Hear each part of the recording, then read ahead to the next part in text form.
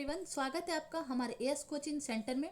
अगर आपका subject home science है और आप होम साइंस सब्जेक्ट से किसी एग्जाम की तैयारी कर रहे हैं तो मेरे चैनल पर जितने भी वीडियो है वो सारे ही आपके लिए काफ़ी हेल्पफुल होंगे, चाहे प्रैक्टिस सेट हो, क्लासेज हो या फिर क्विक रिवीजन। अगर आप उन सारे ही वीडियो को देखना चाहते हैं तो चैनल पे जाके देख सकते हैं, या फिर डिस्क्रिप्शन में दिया गया है टेलीग्राम ग्रुप का लिंक, आप वहाँ से टेलीग्राम ग्रुप को ज्वाइन कर लीजिए।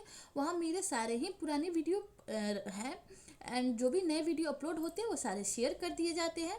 और सबसे इम्पॉर्टेंट बात, वीडियो अच्छी लगे तो लाइक शेयर सब्सक्राइब ज़रूर करें, क्योंकि आपका एक लाइक, एक शेयर, एक सब्सक्राइब मुझे मोटिवेट करता है। तो मुझे मोटिवेट करते रहिए ताकि मैं ऐसे ही वीडियो बनाती रहूँ। तो चलिए आते हैं कल के लास्ट। एक्चुअली 2 दिन वीडियो अपलोड नहीं हो पाए, कुछ व्यस्तता थी और आज समय मिला तो मैंने सोचा आप लोगों के लिए आगे के क्वेश्चन के वीडियो बना दूं।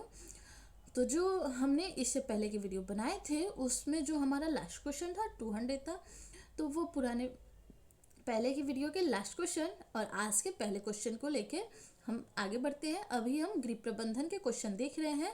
इससे पहले के प्रैक्टिस सेट में हमने अदर टॉपिक से क्वेश्चन देख रखा है, कुछ मिक्स क्वेश्चन देखा है, कुछ वन लाइनर क्वेश्चन भी देखा है। तो आप उन सारे ही प्रैक्टिस सेट को जरूर देखिए, आपके एग्जाम के पॉइंट ऑफ व्यू से काफ़ी हेल्पफुल होंगे। तो चलिए आते हैं कल के लास्ट और आज के पहले क्वेश्चन पे, और क्वेश्चन नंबर है 200। तो किसी भी कलाकृति में निरंतर गति एक विशेष प्रकार की लय उत्पन्न कर देती है।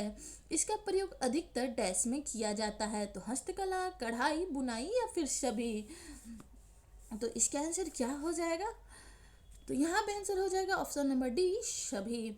किसी भी कलाकृति में निरंतर गति एक विशेष प्रकार की लय उत्पन्न कर देती है और इसका प्रयोग अधिकतर हस्तकला, कढ़ाई, बुनाई में किया जाता है। कढ़ाई और बुनाई हाँ उसमें किया जाता है। नेक्स्ट क्वेश्चन पे आते हैं। नेक्स्ट क्वेश्चन हमारा कि गृह सज्जा में पहले यह निश्चय कर लिया जाता है कि किस डिजाइन में कितनी गति पैदा की जाए। गतिशीलता का गुण होने के कारण वातावरण को वह डैश बना देती है। तो आकर्षक, मोहक, सुंदर एवं सभी। तो गृह सज्जा में पहले यह निश्चय कर लिया जाता है कि किस डिजाइन में कितनी गति पैदा की जाए। गतिशीलता का गुण होने के कारण वातावरण को वह आकर्षक भी बनाती है, मोहक भी बनाती है और सुंदर भी बनाती है। ऑप्शन डी सही हो जाएगा। नेक्स्ट क्वेश्चन है कि डैश कला का वह सिद्धांत है जिसके द्वारा नेत्र किसी भी व्यवस्था में पहले बहुत ही महत्वपूर्ण वस्तु से आकर्षित होते हैं और फिर उस बिंदु से वस्तु के अन्य विवरण पर उसके महत्व के अनुसार घूमते हैं। ऑप्शन ए है दबाव, ऑप्शन बी है अनुपात, ऑप्शन सी है अनुरूपता एंड ऑप्शन डी है लय। तो यहाँ पे आंसर सही हो जाएगा ऑप्शन नंबर ए, दबाव। दबाव कला का वह सिद्धांत है जिसके द्वारा नेत्र किसी भी व्यवस्था में पहले बहुत ही महत्वपूर्ण वस्तु से आकर्षित होते हैं और फिर उस बिंदु से वस्तु के अन्य विवरण पर उसके महत्व के अनुसार घूमते हैं। तो यहाँ पे आंसर सही है option number A. Next question पे आते हैं। नेक्स्ट क्वेश्चन हमारा कि गृह सज्जा करने से पहले यह सोचा जाता है कि किस पर दबाव डाला जाए, दबाव कैसे डाला जाए, दबाव कितना डाला जाए और दबाव को कहाँ से डाला जाए। नीचे हमें कूट में आंसर देना है और कूट में इसका आंसर हो जाएगा ऑप्शन नंबर ए, अवशोदा। मतलब कि ये सारे ही। कभी भी ये नहीं पूछा जाता कि दबाव क्यों डाला जाए। इस लाइन को ध्यान में रखेंगे। तो सज्जा करने से पहले यह सोचा जाता है कि दबाव किस पर डाला जाए, दबाव को कैसे डालना है और कितना डालना है और कहाँ डालना है। ये नहीं पूछा जाता कि क्यों डालना है। नेक्स्ट क्वेश्चन पे आते हैं। नेक्स्ट क्वेश्चन हमारा कि पृष्ठभूमि पर सदैव डैश बल दिया जाता है जिससे दर्शक का ध्यान कलाकृति पर डैश हो। तो ज्यादा, कम, कम ज्यादा, माध्यम कुछ या फिर कोई नहीं। तो यहाँ पे आंसर क्या होगा कि पृष्ठभूमि पर सदैव कम बल दिया जाता है जिससे दर्शक का जो ध्यान है कलाकृति पर ज्यादा हो। तो यहाँ ऑप्शन नंबर बी सही हो जाएगा। नेक्स्ट क्वेश्चन है कि दबाव डालने के बहुत से साधन होते हैं जिनसे अधिक किसी का ध्यान आकर्षित किया जा सके। वह हो सकते हैं तो वह क्या हो सकते हैं? तो वस्तुओं को समूहबद्ध विपरीत रंगों का प्रयोग करके, वस्तुओं के चारों ओर रिक्त स्थान छोड़ करके, या फिर विरोध।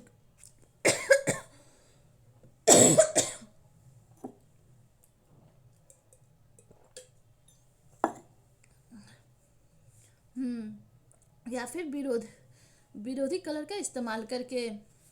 नीचे हमें कूट में आंसर देना है। क्वेश्चन को एक बार हम फिर से देख लेते हैं। ऐसे यहाँ पे आंसर ऑप्शन नंबर ए ही सही होगा। तो दबाव डालने के बहुत से साधन होते हैं जिनसे कि अधिक से अधिक किसी का ध्यान आकर्षित किया जा सके, वह हो सकता है। तो दबाव डालने से बहुत से साधन हैं, दबाव डालने के बहुत से साधन होते हैं जिनसे अधिक से अधिक किसी का ध्यान आकर्षित किया जा सके, वह हो सकता है। तो वो हो सकता है ये सारे ही। नीचे हमें कूट में आंसर देना और कूट में हो जाएंगे ये सारे ही। वस्तुओं को समूहबद्ध करके भी हम एक मिनट,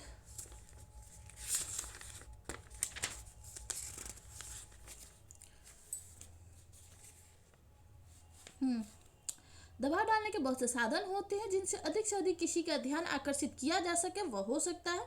तो ध्यान आकर्षित करने के बहुत से साधन हैं, जैसे कि वस्तुओं को समूहबद्ध करके, विपरीत रंगों का प्रयोग करके, वस्तुओं के चारों ओर रिक्त स्थान छोड़ करके, और विरोधाभासी के द्वारा भी। तो नीचे कूट में ऑप्शन ए सही हो जाएगा।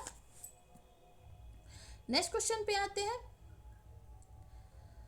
नेक्स्ट क्वेश्चन है हमारा कि पुष्प सज्जा का उद्देश्य हो सकता है वातावरण में डैश। तो डैश उत्पन्न करना, तो प्रशंसा, जीवन, सौंदर्य, या फिर सभी। तो यहाँ पे आंसर सही हो जाएगा ऑप्शन नंबर डी, सभी। पुष्प सज्जा का उद्देश्य वातावरण में प्रशंसा, जीवन, सौंदर्य, ये सारे ही उत्पन्न करना होता है। नेक्स्ट क्वेश्चन पे आते हैं। नेक्स्ट क्वेश्चन है कि पुष्प सज्जा की व्यवस्था डैश शताब्दी से चली आ रही है। चीनी बौद्ध सन्यासी मंदिर में भगवान के सामने अपने चेलों व भक्तों को फूल पत्तियों से सज्जा करने की शिक्षा देते थे। तो नेक्स्ट नीचे ऑप्शन है, ऑप्शन नंबर ए है 2, बी है 3, सी है 5 एंड डी है 6। तो क्वेश्चन नंबर 207 का आंसर हो जाएगा ऑप्शन नंबर डी। पुष्प सज्जा की व्यवस्था 6ठी शताब्दी से चली आ रही है। 6ठी शताब्दी से चली आ रही है। चीनी बौद्ध सन्यासी मंदिर में भगवान के सामने अपने चेलों व भक्तों को फूल पत्तियों से सज्जा करने की शिक्षा देते थे। तो ऑप्शन डी सही है, 6ठी शताब्दी से चली आ रही है। नेक्स्ट क्वेश्चन है हमारा कि पुष्प सज्जा में अब डैश ने पूरी दुनिया को प्रभावित किया है। तो चीन, जापान, भारत, या फिर कोरिया। तो पुष्प सज्जा में अब जापान ने पूरी दुनिया को प्रभावित किया है। ऑप्शन नंबर बी सही है। स्टार्टिंग तो चीन से हुई थी, लेकिन अब आगे जापान निकल चुका है। नेक्स्ट क्वेश्चन में आते हैं। नेक्स्ट क्वेश्चन है कि पुष्प सज्जा की योजना बनाते समय डैश के प्रदर्शन में सहायता देते हैं। तो भावना, व्यक्तित्व, नाम, या फिर विषय वस्तु। नीचे हमें कूट में आंसर देना है और कूट में आंसर हो जाएगा ऑप्शन नंबर ए, अवश्य द। पुष्प सज्जा की योजना बनाते समय भावना, व्यक्तित्व, नाम एवं विषय वस्तु के प्रदर्शन में सहायता देते हैं। नेक्स्ट क्वेश्चन पे आते हैं। नेक्स्ट क्वेश्चन है कि वैज्ञानिक खोजों ने सिद्ध कर दिया है कि घनी आबादी वाले प्रदेशों में विभिन्न प्रकार के पुष्प डैश रखने में सहायक होते हैं। तो वायु शुद्ध, वातावरण शांत, मानसिक स्वास्थ्य एवं कोई नहीं। तो यहाँ पे आंसर सही हो जाएंगे ऑप्शन नंबर ए, वायु शुद्ध। वैज्ञानिक खोजों ने यह सिद्ध कर दिया है कि घनी आबादी वाले प्रदेशों में विभिन्न प्रकार के पुष्प वायु शुद्ध रखने में सहायक होते हैं। नेक्स्ट क्वेश्चन पे आते हैं। नेक्स्ट क्वेश्चन है कि पुष्प व्यक्ति को जीवन में कुछ डैश प्रदान करता है। अपने छोटे से क्षणिक जीवन में भी पुष्प दूसरों को हंसा जाता है। तो ऑप्शन ए है मनोवैज्ञानिक दृष्टि से, ऑप्शन बी है नैतिक ज्ञान, ऑप्शन सी है शिक्षा, डी है कोई नहीं। तो यहाँ पे आंसर सही हो जाएगा ऑप्शन नंबर सी, शिक्षा से। पुष्प व्यक्ति को जीवन की कुछ शिक्षा प्रदान करता है। अपने छोटे से क्षणिक जीवन में भी पुष्प दूसरों को हंसा जाता है। तो ऑप्शन सी सही होगा। नेक्स्ट क्वेश्चन है कि पढ़ने के कमरे में पुष्प विन्यास डैश फूलों से कर सकते हैं। खाने की मेज पे सजावट पुष्पों से करना ठीक रहता है। तो कागज के असली फूल से कम ज्यादा चमकीले हरे रंग के या फिर सुगंधित उम्दा। तो यहाँ पे हो जाएंगे जो पढ़ने के कमरे में जो पुष्प विन्यास है ये सुगंधित एवं उम्दा फूलों से कर सकते हैं और खाने की मेज पे पुष्पों से सजावट करना सही रहता है। नेक्स्ट क्वेश्चन पे आते हैं। नेक्स्ट क्वेश्चन है हमारा कि जब बहुत सारे फूलों को एक साथ सजाया जाता है तो प्रत्येक पुष्प की रेखाओं का महत्व समाप्त हो जाता है। मुख्य रुचि उनके डैश पे रहती है। तो रंग, आकार, सुगंध या फिर कोई नहीं। तो यहाँ पे आंसर सही हो जाएगा ऑप्शन नंबर ए, रंग। जब बहुत सारे फूलों को एक साथ सजाया जाता है तो प्रत्येक पुष्प की रेखाओं का महत्व समाप्त हो जाता है। मुख्य रुचि उनके रंग पर रहती है। तो ऑप्शन नंबर ए सही है। नेक्स्ट क्वेश्चन पे आते हैं।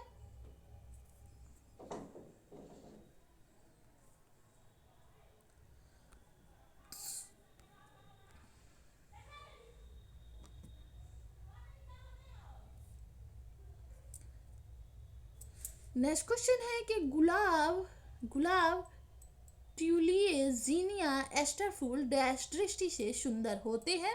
तो रेखा, रंग, बनावट या फिर आकार, नीचे हमें कूट में आंसर देना है। तो यहाँ आंसर सही हो जाएगा ऑप्शन नंबर ए और ब। गुलाब, ट्यूलिप, जीनिया एस्टर फूल रेखा, रंग, दृष्टि से सुंदर होते हैं। ऑप्शन ए सही हो जाएगा। नेक्स्ट क्वेश्चन हमारा है कि जब गुलदस्ते में केवल एक ही प्रकार के फूलों का प्रयोग किया जाता है तो पुष्प के डैश को ही महत्व दिया जाता है। तो बनावट, रंग, चरित्र एवं कोई नहीं। अभी इस टाइप के क्वेश्चन को हमने देखा। तो जब गुलदस्ते में एक ही प्रकार के फूलों का प्रयोग किया जाता है तो पुष्प के चरित्र को महत्व दिया जाता है। ऑप्शन नंबर सी सही है। नेक्स्ट क्वेश्चन पे आते हैं। नेक्स्ट क्वेश्चन है कि पूर्ण सज्जा होने के बाद पुष्प सज्जा डैश के समान दिखनी चाहिए। तो गोलाकार, लंबी आकार, पंखे वाली या फिर एक इकाई। तो यहाँ पे हो जाएगा कि पुष्प सज्जा होने के बाद पुष्प व्यवस्था ऑप्शन नंबर डी, एक इकाई के समान दिखनी चाहिए। ऑप्शन डी सही हो जाएगा। नेक्स्ट क्वेश्चन पे आते हैं। नेक्स्ट क्वेश्चन है कि फूल की बनावट के आधार पर उन्हें डैश भागों में बांटा जा सकता है। तो नाजुक, घटिया किस्म, मखमली या फिर सभी। तो यहाँ पे आंसर सही हो जाएंगे कि फूल की बनावट के आधार पर उन्हें नाजुक, घटिया किस्म, मखमली इन सभी भागों में बांटा जा सकता है। ऑप्शन नंबर डी सही है।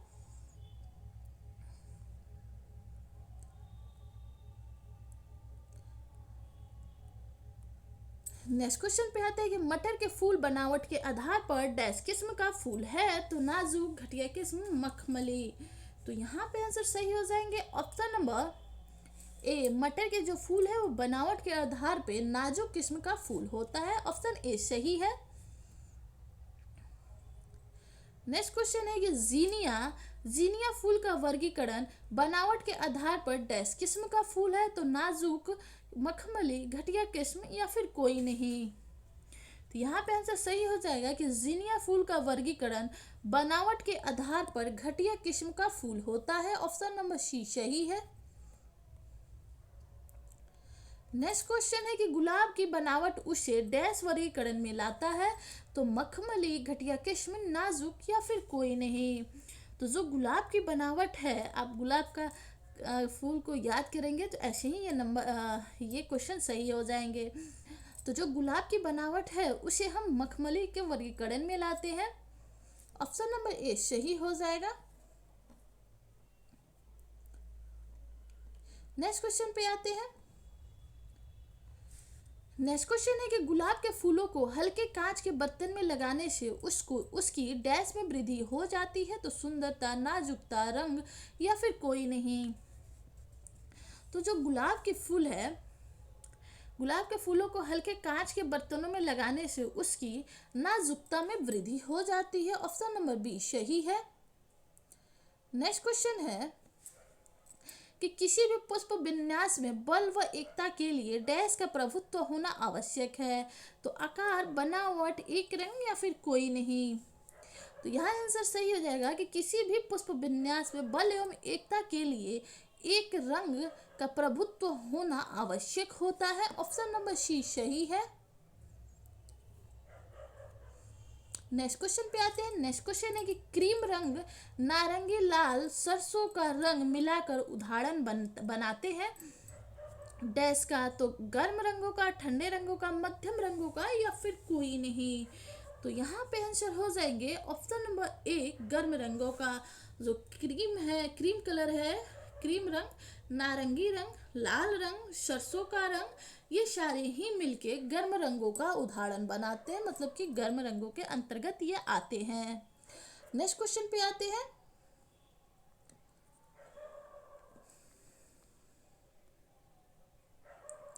नेक्स्ट क्वेश्चन है हमारा कि ठंडे रंगों के अंतर्गत पुष्प के रंग आते हैं। तो नीला, फिरोजी, हल्का गुलाबी या फिर रानी। नीचे हमें कूट में आंसर देना है। तो यहाँ पे आंसर हो जाएंगे ऑप्शन नंबर ए ठंडे रंगों के अंतर्गत जो पुष्प हैं वो आते हैं नीले रंग का, फिरोजी रंग का, हल्के गुलाबी रंग का एवं ग्रीन रंग का, ये सारे ही आते हैं। तो ऑप्शन ए सही हो जाएगा। नेक्स्ट क्वेश्चन पे आते हैं। नेक्स्ट क्वेश्चन हमारा कि पुष्पों द्वारा घर की सजावट की जा सकती है डैश, बाहरी सजावट, आंतरिक सजावट, छत की सजावट या फिर पिछवाड़े की सजावट। तो नीचे हमें कूट में आंसर देना है। तो यहाँ पे आंसर हो जाएंगे ऑप्शन नंबर बी। जो पुष्प के द्वारा जो हम घर की सजावट करते हैं, इसमें बाहरी सजावट एवं आंतरिक सजावट आ जाते हैं। ऑप्शन ए और बी सही है। नेक्स्ट क्वेश्चन पे आते हैं। नेक्स्ट क्वेश्चन है कि पुष्प सज्जा के लिए फूलदान का चुना करना चाहिए डैश देखकर। तो क्या देखकर चुनना चाहिए, यहाँ क्वेश्चन में ये पूछ रहा है। तो फूलों की ऊंचाई, फूलों के रंग, कमरों के अनुपात या फिर मेज के अनुपात। नीचे हमें कूट में आंसर देना है और कूट में आंसर हो जाएगा ऑप्शन नंबर ए। पुष्प सज्जा के लिए फूलदान का चुनाव करना चाहिए फूलों की ऊंचाई देख के, फूलों का रंग देख के, कमरे के अनुरूप देख के और मेज के भी अनुरूप देख के, जिस पे हमें रखना है। नेक्स्ट क्वेश्चन पे आते हैं। नेक्स्ट क्वेश्चन है कि खाने की जो मेज है, खाने की मेज पर पुष्प सज्जा लंबे पात्र व लंबी डंडी वाले पुष्पों से करनी चाहिए। तो सही है, गलत है, हो सकता है या फिर पता नहीं। यहाँ पे आंसर हो जाएगा क्वेश्चन नंबर 227 का आंसर होगा ऑप्शन नंबर बी। जो खाने की मेज पर पुष्प सज्जा लंबे पात्र और लंबी डंडी वाले पुष्पों से करनी चाहिए, ये बात गलत है। लंबे पात्र एवं लंबी डंडी वाले जो पुष्पों की सज्जा है वो घर के कोने में की जाती है। नेक्स्ट क्वेश्चन पे आते हैं। नेक्स्ट क्वेश्चन है कि चपटे पात्र में पुष्प सज्जा करने के लिए डैश का प्रयोग किया जा सकता है। तो पानी का, पत्थरों का, पिन होल्डर का या फिर कोई नहीं। तो यहाँ पे हो जाएंगे कि जो चपटे पात्र हैं उनमें पुष्प सज्जा करने के लिए चपटे पात्र पर पुष्प सज्जा करने के लिए पिन होल्डरों का प्रयोग किया जा सकता है। ऑप्शन नंबर सी सही है। नेक्स्ट क्वेश्चन पे आते हैं। नेक्स्ट क्वेश्चन है हमारा कि फूलदान के रंग का चुनाव करते समय अधिकतर रंग का महत्व दिया जाता है। तो कथई रंग का, स्लेटी रंग का, सफेद रंग का या फिर काले रंग का। नीचे हमें कूट में आंसर देना है और कूट में आंसर होगा कि फूलदान के रंग का चुनाव करते समय अधिकतर कथई, स्लेटी, सफेद एवं काले रंग का महत्व दिया जाता है। ऑप्शन नंबर ए सही है। नेक्स्ट क्वेश्चन पे आते हैं। नेक्स्ट क्वेश्चन है कि यदि पुष्प सज्जा ऊंची मेज पर आंखों की सतह के बराबर ही की जाती है तो डैश की ओर लोगों का ध्यान जाता है। तो फूलों, टहनी, फूलदान एवं पिन होल्डर। नीचे हमें कूट में आंसर देना है। कूट में आंसर हो जाएगा ऑप्शन नंबर बी। यदि पुष्प सज्जा ऊंची मेज पर आंखों की सतह के बराबर ही की जाती है तो फूलों और फूलों और टहनियों की ओर लोगों का ध्यान जाता है। ऑप्शन नंबर बी सही है, फूल और टहनी की ओर लोगों का ध्यान जाता है। नेक्स्ट क्वेश्चन पे आते हैं। नेक्स्ट क्वेश्चन पे आते हैं।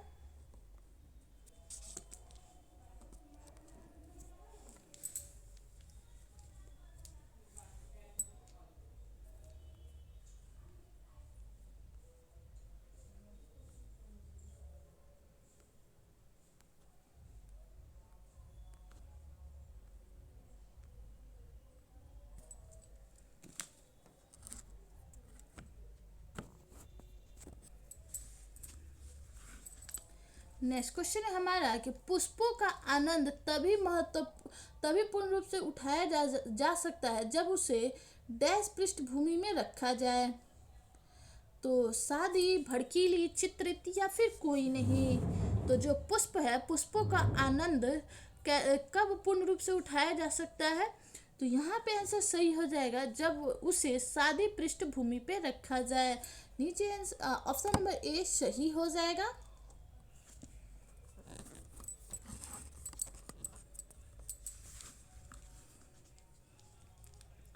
ऑप्शन नंबर ए सही हो जाएगा।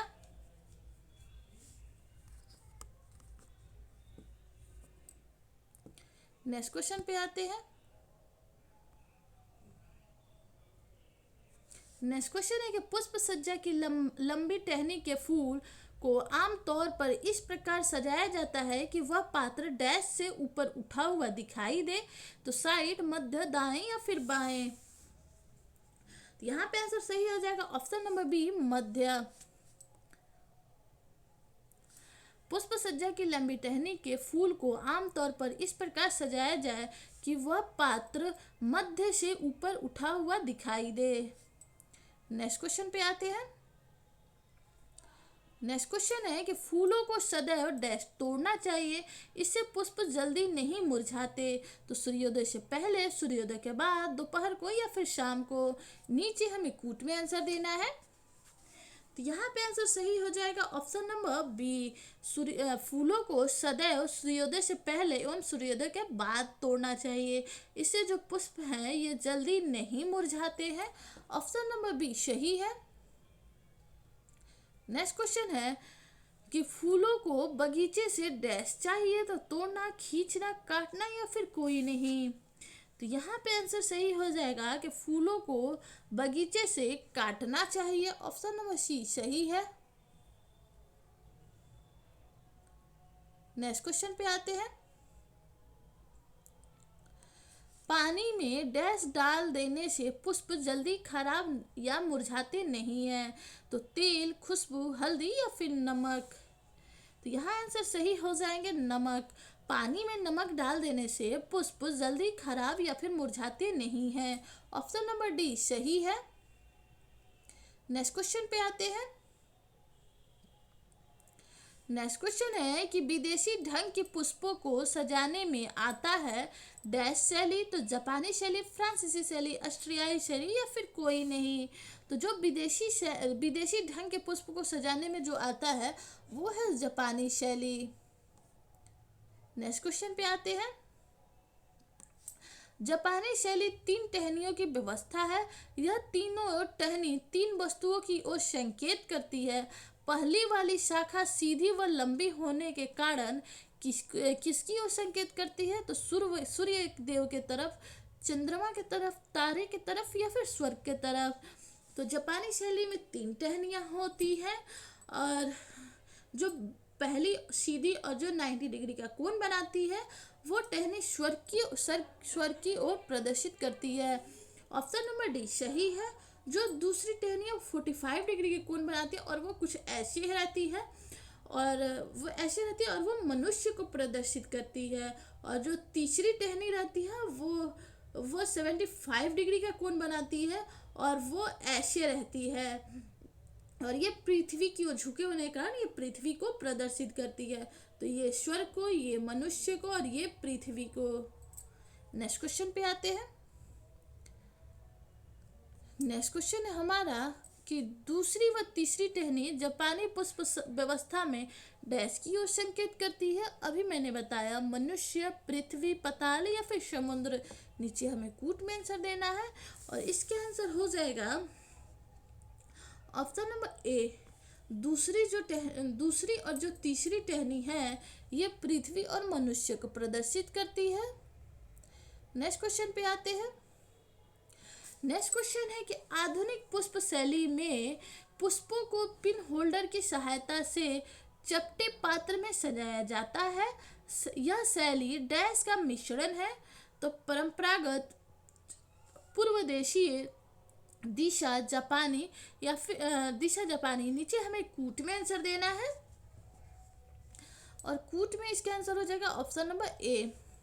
आधुनिक पुष्प शैली में पुष्पों को पिन होल्डर की सहायता से चपटे पात्र में सजाया जाता है और यह जो शैली है ये परंपरागत एवं पूर्व देशीय का मिश्रण है। ऑप्शन नंबर ए सही है। नेक्स्ट क्वेश्चन पे आते हैं। नेक्स्ट क्वेश्चन है कि पुष्पों की डैश के अनुसार ही पात्रों का प्रयोग करना चाहिए। चौड़ाई, लंबाई, रंग एवं आकार। तो यहाँ पे आंसर सही हो जाएगा कि पुष्पों की लंबाई के अनुसार ही पात्रों का प्रयोग करना चाहिए। ऑप्शन नंबर बी सही है।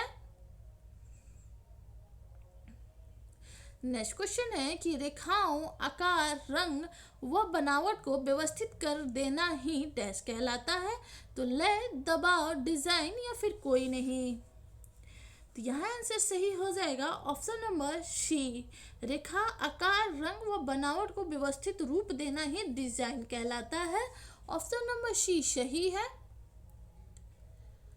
नेक्स्ट क्वेश्चन है कि डिजाइन या नमूने को हम डैश प्रकार में बांट सकते हैं। तो रचनात्मक, सजावटी, त्रुटिपूर्ण या फिर अर्थहीन। नीचे हमें कूट में आंसर देना है और कूट में आंसर हो जाएगा ऑप्शन नंबर ए। डिजाइन या नमूने को हम रचनात्मक एवं सजावटी प्रकार में बांट सकते हैं। नेक्स्ट क्वेश्चन देखते हैं। नेक्स्ट क्वेश्चन है हमारा कि रचनात्मक डिजाइन बनाया जा सकता है डैश से। तो वस्तु, स्थान, कागज एवं ड्राइंग या फिर सभी। यह आंसर सही हो जाएंगे ऑप्शन नंबर डी सभी। जो रचनात्मक डिजाइन है ये बनाया जा सकता है वस्तु, स्थान एवं कागज की ड्राइंग से। नेक्स्ट क्वेश्चन पे आते हैं। नेक्स्ट क्वेश्चन है कि डैश डिजाइन रचनात्मक डिजाइन के सतह को सुसज्जित व आकर्षित बनाने को कहते हैं।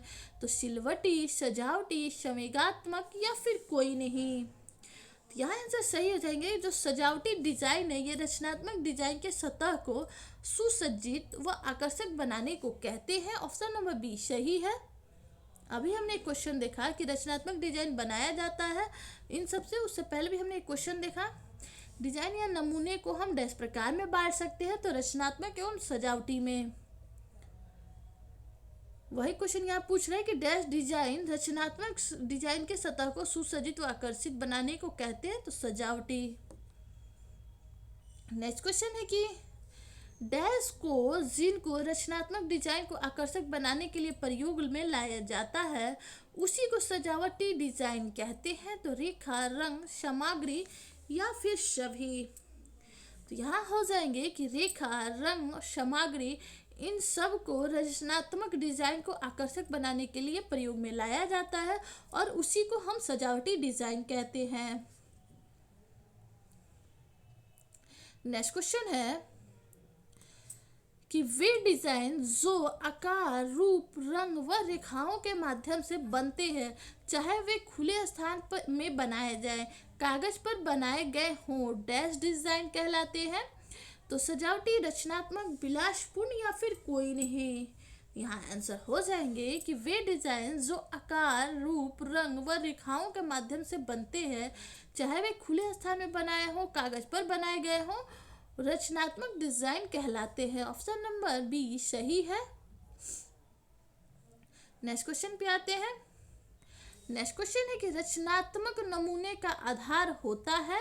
तो नमूना सुंदर व उद्देश्यपूर्ण होना, सादा, अनुपात, कार्य और वस्तु के उपयुक्त हो और नीचे हमें कूट में आंसर देना है। कूट में इसका आंसर हो जाएगा ऑप्शन नंबर ए, रचनात्मक नमूने का आधार होता है नमूना सुंदर एवं उद्देश्यपूर्ण हो, सादा हो, अनुपात में हो, कार्य व वस्तु के उपयुक्त हो। नेक्स्ट क्वेश्चन पे आते हैं। नेक्स्ट क्वेश्चन है हमारा कि सजावटी नमूना भी कला के दृष्टि से महत्वपूर्ण होता है, इसके द्वारा डैश नमूने के ऊपरी भाग को अधिक सुंदर बनाया जा सकता है। तो सारे खुरचे रचनात्मक या फिर कोई नहीं। तो यहाँ पे हमारे आंसर हो जाएंगे, यहाँ पे हमारे आंसर हो जाएंगे ऑप्शन नंबर सी, सजावटी नमूना भी कला के दृष्टि से महत्वपूर्ण होता है, इसके द्वारा रचनात्मक नमूने के ऊपरी भाग को अधिक सुंदर बनाया जाता है। ऑप्शन नंबर सी सही है। नेक्स्ट क्वेश्चन पे आते हैं।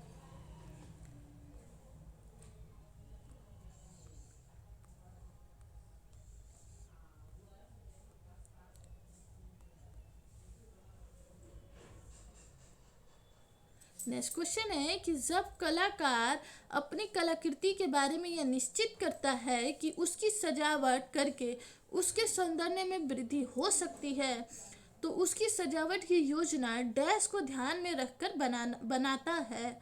ऑप्शन ए है सजावट रचनात्मक बिंदुओं के पास हो, पृष्ठभूमि छोड़ना, समतल धरातल को ढके रहना, या फिर सजावट का प्रयोग न कम न ज्यादा करना। नीचे हमें कूट में आंसर देना है। कूट में इसका आंसर हो जाएगा option number A, all of the above. जब कलाकार अपनी कलाकृति के बारे में यह निश्चित करता है कि उसकी सजावट करके उसके सौंदर्य में वृद्धि हो सकती है, तो उसकी सजावट की योजना सजावट रचनात्मक बिंदुओं के पास, पृष्ठभूमि को छोड़कर और समतल धरातल को ढककर और सजावट का प्रयोग न कम न ज़्यादा को ध्यान में रखकर बनाता है। तो यहाँ कूट के सारे ही ऑप्शन सही हैं। नेक्स्ट क्वेश्चन पे आते हैं। नेक्स्ट क्वेश्चन है हमारा कि अधिक सजावट से वस्तु की मौलिकता समाप्त हो जाती है और कभी कभी वस्तु या तो विलासिता की सामग्री बनकर रह जाती है या अधिक उपयोगिता नष्ट हो जाती है, इसलिए सजावट में डैश होना आवश्यक है। तो पुनरावृत्ति, पृष्ठभूमि, सीमाबद्धता या फिर कोई नहीं। तो यहाँ पे आंसर सही है कि यहाँ पर हो जाएगा कि सजावट में सीमाबद्धता होना आवश्यक है, नहीं तो वो अधिक सजावट से वस्तु की मौलिकता समाप्त हो जाएगी और वो कभी कभी विलासिता की सामग्री बन के रह जाएगी। नेक्स्ट क्वेश्चन, सॉरी, ये थे आज की हमारे 50 क्वेश्चन। आपको क्वेश्चन कैसे लगे, अच्छे लगे तो कमेंट सेक्शन में ज़रूर बताइएगा। वीडियो अच्छी लगी तो लाइक शेयर सब्सक्राइब ज़रूर कीजिएगा, क्योंकि आपका एक लाइक, एक शेयर, एक सब्सक्राइब मुझे मोटिवेट करता है। तो मुझे मोटिवेट करते रहिए ताकि मैं ऐसे ही वीडियो बनाती रहूं। मिलते हैं नेक्स्ट वीडियो में नेक्स्ट प्रैक्टिस सेट के साथ। Thanks for watching.